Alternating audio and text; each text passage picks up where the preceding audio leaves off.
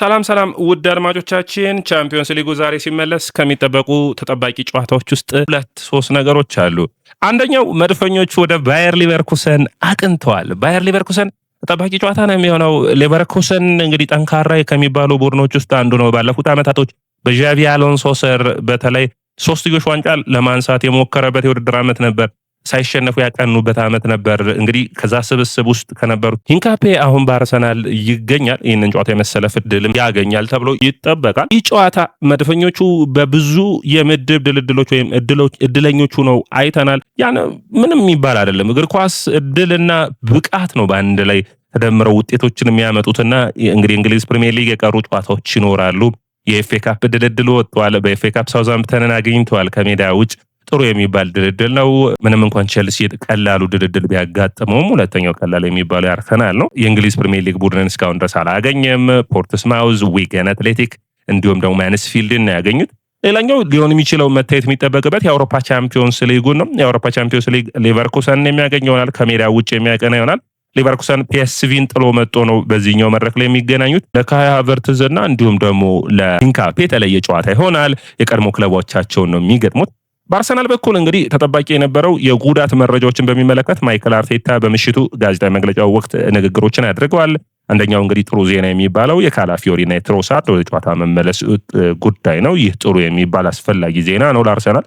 የሳሊባ እንዲሁም ደግሞ ራይስ፣ ዙብሜንዲ ሁሉም ተመልሰዋል። እንግዲህ አሁን ዋይት፣ ኦዴጋርድ እና ሚካኤል ሞሪኖ ብቻ ናቸው በጉዳት የሌሉት።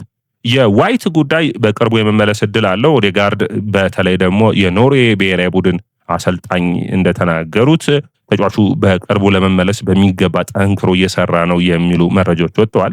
በተለይ የኦዴጋርድ መመለስ ለትልልቅ ጨዋታዎች አስፈላጊ ነው። በእነዚህ ጨዋታዎች ግን አርሰናል ቦታውን በሃቨርትዝ ያለበለዚያ ደግሞ በኤብሪቼዜ የመሸፈን እድል ይኖረዋል።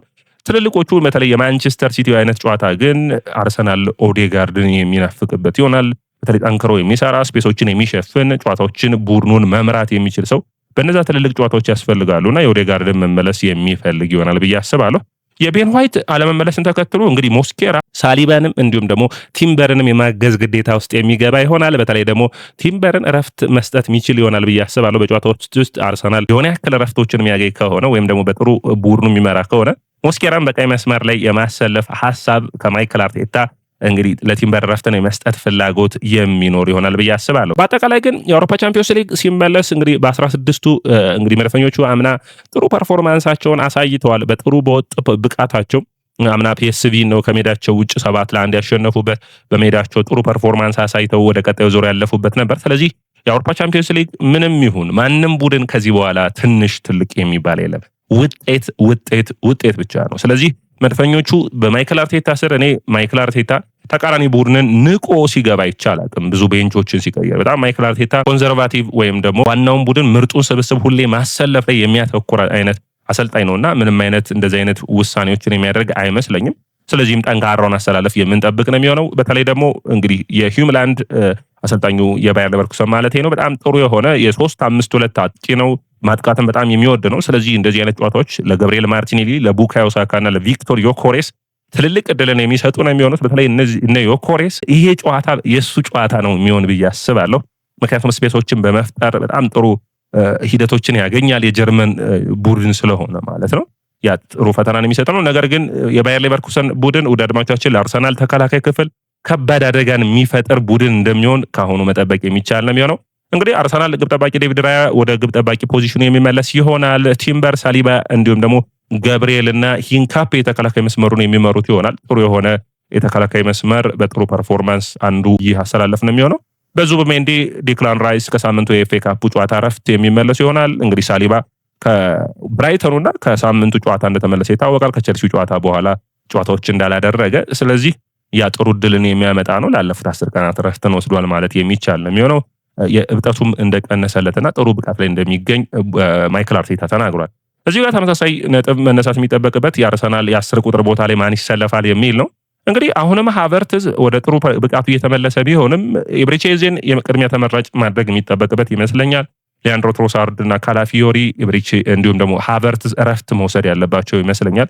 ስለዚህ በዚህ ጨዋታ ላይ የተሻለ የሚሆነው ኤብሪቼዜን ከዮኮሬስ ጋር ማጣመር ነው። በድጋሚ በሁለቱ መስመሮች መካከል ስፔሶች ስለሚኖሩ ኤዜ በነጻነት ማጥቃት የሚችልበት ጨዋታ ይሆናል ብዬ አስባለሁ። የግሪማልዶ የግራ መስመሩ ኦቨርላፕ የሚያደርገው ተጫዋች በተለይ ቲምበርን ጥንቃቄ ወስዶ መከላከሉ ላይ ማገዝ የሚጠበቅበት ይሆናል። እንግዲህ በጨዋታው ላይ የማዱዌኬ ተቀይረው ከሚገቡ ተጫዋቾቹ አንዱ ይሆናል ብዬ አስባለሁ። ሳካን ጫናዎችን መቀነስ የሚቻልበት እድል ካለ ማለት ነው። ወደ አድማቻችን ለአርሰናል ይህንን ጨዋታ ቅድሚያ በነሱ ሜዳ ላይ ብልጫን መውሰድ የሚያስፈልግ ነው የሚሆነው። አትሊስት በአንድ ጎል በሁለት ጎል ልዩነት ድሎችን ይዞ መምጣት የሚያስፈልግ ነው የሚሆነው። ከዛ በሜዳው ጨዋታውን በቀላሉ መጫወት እንዲችል ማለት ነው ለቀጣዩ ሳምንት ይህንን ጨዋታ በሚገባ።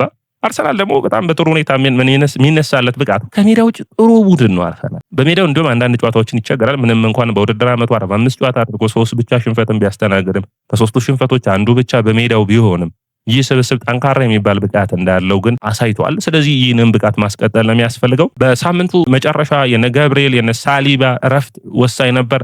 ያንን በሚገባ በዚህ ጨዋታ ላይ አቅማቸውን ማውጣት የሚቻል ነው የሚሆነው። በሩጫና በተለያዩ ሁኔታዎች ደከም ብሎ የነበረው ዙብሜንዲ እረፍትን አግኝቶ ነው የተመለሰው። ስለዚህ ከዙብሜንዲም የተሻለ ጥሩ ብቃትን የሚጠበቅ ነው የሚሆነው። በአጠቃላይ እንደ ስብስብ ያለውን ሂደት ያለውን ጥንካሬ ማስቀጠል የሚያስችል ነው የሚሆነው ብዬ አስባለሁ። እንግዲህ መድፈኞቹ በኔ እይታ በጨዋታዎች ውስጥ አንዳንድ አስቸጋሪ ሁኔታዎች በሚመጡበት ጊዜ የሳልመንና እንዲሁም ደግሞ በጥሩ ሁኔታ መነሳት የሚጠበቅበት ሁሌም የምናደንቀው ማክስ ዳውማን የጨዋታዎች ወሳኝ ሚና ሊኖራቸው እንደሚችል የሚጠበቅ ነው የሚሆነው። ዳለማቻችን በተለይ እኔ በዳውማን አንዳንድ ጨዋታዎች ላይ አርሰናሎች በሚቸገሩበት ጊዜ ስፔሶችን የሚፈልግና ድሪብል የሚያደርግ ተጫዋች አርሰናል ቡድን ውስጥ የለምና ዳውማንን በዛ ሁኔታ መጠቀም የሚቻልበት እድል ይኖራል። ሌላኛው እንግዲህ ሃቨርትዝ ከጋዜጠኞች የቀረበለትን ጥያቄ ከአርሰናል በኩል በቻምፒዮንስ ሊጉ ጨዋታ ላይ ሃቨርትዝ ነበር የጠየቀው። ስለ ጉዳቱ ተጠይቆ ነበር። እንግዲህ ከጉዳቱ በጥሩ ሁኔታ እንዳገገመ፣ ነገር ግን እንደዚህ አይነት ጉዳት ከዚህ በፊት አጋጥሞት እንደማያውቅና ከቡድኑ ስለራቀ በጣም እንዳስቸገረው፣ ከዛ ውጭ እንግዲህ ወደ ሊቨርኩሰን ወደ ቤቴ ነው የምመለሰው ያም ደስ ያሰኘኛል የሚል አስተያየቱን ሰጥቷል። ሃቨርትዝ እንግዲህ እኔ በኔ እይታ ለአርሰናል በጣም በወጥነት መፋለምን በወጥነት ለቡድኑ ማገዝን የሚወድ ተጫዋች ነውና እንግዲህ ማይክል አርቴታ ሁሌም የሚወደው በእያንዳንዱ ሁኔታዎች ውስጥ አብሮ ከቡድኑ ጋር መኖሩንና በጥሩ ፐርፎርማንስ መጫወቱን ነው። ያን ደግሞ የሚደነቅ ነው። እንግዲህ ቻርልስ ዋትስ እንደዘገበው ከሆነ ደግሞ አድማቻችን ቤን ዋይት ከስብስቡ ጋር አብሮ ሂዷል የሚል ነው። ነገር ግን ትሬኒንግ ላይ ትናንት አልተገኘም። ጥሩ ነው እንግዲህ የቤን ዋይት መመለስ የሚችልበት እድል ካለ እንኳን አትሊስት ቲምበርን የሚያግዝ ተጫዋች ያስፈልጋል። ቲምበር ጉዳቶችን እንዳያጋጥመው አርሰናል ጥንቃቄዎችን መውሰድ የሚያስፈልግ ነው የሚሆነው። ምክንያቱም እነዚህ ጥንቃቄዎች ወሳኝ የሚያደርጉበት አንደኛ ጉዳቶች እንዳያጋጥሙ ቀድመ ጉዳት የሚያጋጥማቸው ተጫዋቾች ካሉ ያንን ፈጠን ያለ ውሳኔዎችን በተለይ በሳምንቱ መጨረሻ በኤፍኤ ካፑም ይህንን ሲያደርጉ ታይቷል። ጥሩ የሚባል ነው ብዬ አስባለሁ። እንግዲህ ይህ ወሳኝ የሆነው ምዕራፍ ነው ከዚህ በኋላ በተከታታይ ላሉ ጨዋታዎች። ስለዚህ ተጫዋቾችን በሚገባ ጥንቃቄን ወስዶ ማጫወት የሚያስፈልግ ነው የሚሆነው። ስብስቡ እንግዲህ በቀጣይ ላሉበት ጨዋታዎችም ዝግጁ የሚሆን ነው። ቀጣይ እንግዲህ አርሰናል የሚጫወተው ከኤቨርተንና በርንማውዝን በሜዳው የሚገጥምበት የእንግሊዝ ፕሪሚየር ሊግ ጨዋታዎች ይኖራሉ። ነገር ግን በቀጥታ የሚገጥመው ኤቨርተንን በሜዳው ባየር ሊቨርኩሰንን ከዛ የማንቸስተር ሲቲው ፍጻሜ ጨዋታ ነው። ያ ጨዋታ በጣም የተለየ ትርጉም ይኖረዋል በአርሰናልም በማንቸስተር ሲቲም በኩል ምክንያቱም የውድድር ዓመቱን ዲፋይን የሚያደርጉበት ነው የሚሆነው። ነገር ግን ማይክል አርቴታ እንደሚለው አርሰናል ማሰብ ያለበት ሁሌም ስለቀጣዩ አንድ ጨዋታ ነው። አሁንም አርሰናል ከፊቱ የሚገኘው ባየር ሊቨርኩሰን ላይ ማተኮር፣ ባየር ሊቨርኩሰንን ማሸነፍ፣ ቀጣይ ደግሞ ኤቨርተንን ማሰብ የሚችል ነው የሚሆነው። ይህ ስብስብ እንግዲህ አራትዮሽ ዋንጫን አታነሱም ወይ በሚሉ ጥያቄዎች የሚያተኩሩ በጣም ብዙ አይነት ጠንካራ አስተያየቶች ይሰጣሉ። ነገር ግን አርሰናል እንደዚህ አይነት ሀሳብ ያለው ቡድን አይደለም። ይህ ቡድን አሁን በአመራሩ ረገድ ልምድ ያላቸውና ትንሽ ተጫዋቾችም ደግሞ ይሄ ገና የሚያድጉ ተጫዋቾች ያሉበት ነው። ስለዚህ በሚገባው ሁለቱን ማጣመር የሚያስፈልግ ነው የሚሆነው። ሌላኛው ለማይክል አርቴታ የቀረበለት ሀሳብ አንድ የመጨረሻው ሀሳቡ ነው የስካሊን ሁኔታ ነው። እንግዲህ ስካሊ ብዙ ጨዋታዎችን ሊዩስ ስካሊ ማለትም አይልስ ሊዩስ ስካሊ የግራ መስመር ላይ እየተጫወተ አይደለም። ነገር ግን አርሰናል አሁንም አንደኛ በአማካይ መስመር የመጠቀም እድል ይኖረዋል። በአውሮፓ ቻምፒዮንስ ሊግ ደግሞ ካለፉት 8 ጨዋታዎች አርሰናል 8ቱንም አሸንፏልና በ6ቱ ላይ ተሰልፏል። ስለዚህ በባየር ሊቨርኩሰን ጨዋታ የመሰለፍ እድል ይኖረው ይችላል ወይ የሚል ነው።